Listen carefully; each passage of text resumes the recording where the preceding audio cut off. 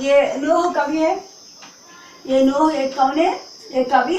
ये नूह को एक देवदूता के रूप से वर्णन किया है। ये नूह इतना दयालु है, अगर किसी को भी कुछ भी बोल देगा तो इतना रोता रोता रहता है। इसीलिए क्या अधिक रोने वालों को नूह कहकर वो पुकारते थे। क्या अभी ये नूह नाम से भी वो प्रसिद्ध हो गया इसीलिए। तो तभी क्या है, एक दिन वो एक घायल कुत्ता दिखाई तुमको, उसको वो जैसे जा रहा था तभी वो उसको दूध कर किया है, एक घायली कुत्ते यहाँ से चले जाओ। तो तभी वो घायली कुत्ता ये मनुष्य भाषा में ये यहाँ से यहाँ तक जो है वो बताए। क्या मतलब? ये मिट्टी से मिट्टी मिले, खो के सभी निशान, किसमें कितना कौन है, कैसे ही पहचान। वो कुत्ता ऐसे कहने पर उसका अर्थ होता है क्या है, हर एक का मनुष्य मिट्टी से बना हुआ है।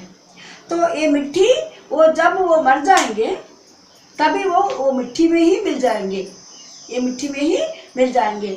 जब तक जिंदा रहते हैं तभी तक मिट्टी में बहते हुए पानी को पीते हैं, और वहाँ पर जो कुछ क्या है, चावल राइस नहीं तो कुछ साग सब्जियाँ सभी भी मिट्टी से ही वो हमको खाद्य पदार्थ, जो कुछ खाद्य पदार्थ हम खा रहे हैं सभी मिट्टी से ही प्राप्त हो रहा है। तो मिट्टी के बिना हमारा जीवन नहीं है। तो इसीलिए क्या है वो ये इतना हम मिट्टी के कारण ही हम जिंदा रहे, अगर हम मर जाएंगे तभी भी मिट्टी में ही मिल जाएंगे। तो तभी क्या होता, इसीलिए मिट्टी से मिट्टी मिले, वो मिट्टी मिल जाए, हमारा शरीर का मिट्टी भी मिल जाता है। मगर खो के सभी निशान, तब क्या जितने भी सुंदर हो सके, जितने भी जैसे मनुष्य है वो मनुष्य उसका पूरा रूप सौंदर्य खो जाते हैं, खो बैठते हैं, तो उनके आंखों के सामने दिखाई नहीं पड़ेंगे। तभी ये किसमें कितना कौन है, अभी किस मिट्टी में किसका शरीर किस मिट्टी में मिल गया ये भी पहचानना मुश्किल होता है। तो इसीलिए ये कैसे ही पहचान, हम तो पहचान नहीं पाएंगे। तो इसीलिए तुम ये है, तुम मुझे घायली कुत्ता कहकर धूत कर रहे हो, मगर मैं तो मेरे ये क्या है, मैं मर्जी के अनुसार मैं कुत्ता का जन्म नहीं पाया हूँ, आप भी आपके मर्जी के अनुसार मनुष्य का जन्म नहीं पाए हैं। तो ये सभी भी समान है, सभी मिट्टी में ही मिल जाएंगे, ये बताया है कुत्ता, ये बात बताया। तभी क्या हुआ, वो कौन है, नूह है, इतना दुखित हो गए, मैं बहुत पछताए है, वो जब तक जिंदा रहे तभी तक रोते रहे, मैं क्यों ऐसे वो घायल कुत्ता को ऐसे बता दिया, इस प्रकार सोचकर पूरा जीवन भर रोते रहा। तो ये 3 उदाहरणों के साथ उन दिनों के मनुष्य का भावना कैसे थी, वो कैसे उनकी चिंतन की भावना कैसे थी, ये सभी बताए।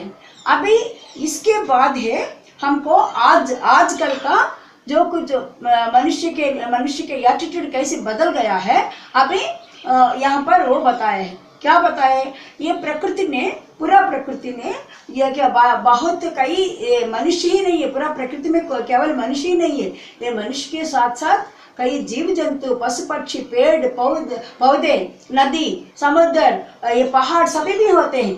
तो वो सबको भी अधिकार है, यहाँ पर रहने का अधिकार सबको भी है।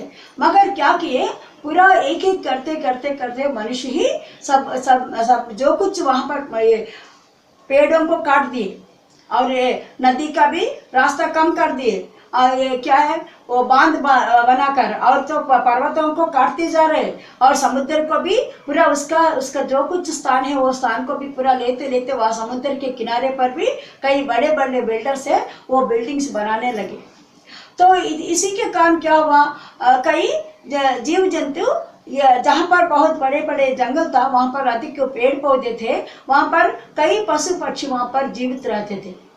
मगर क्या हुआ, जब मनुष्य ने आकर उनके स्वार्थ के लिए वो जंगल काट दिए, वहाँ पर घर बना दिए, तो वो तभी क्या हुआ, वो वहाँ से कहीं पर दूर भाग गए, ना तो कुछ मर गए हैं। और क्या हुआ, ये पूरा पहाड़ों को काट दिए, वहाँ पर रहने वाले कई जीव जंतु वो मर गए। इसी प्रकार सभी जो कुछ हो सके वो भूमि में मनुष्य एक एक करते हुए अपने स्वार्थ के लिए सभी अपने घर बांध लिए हैं।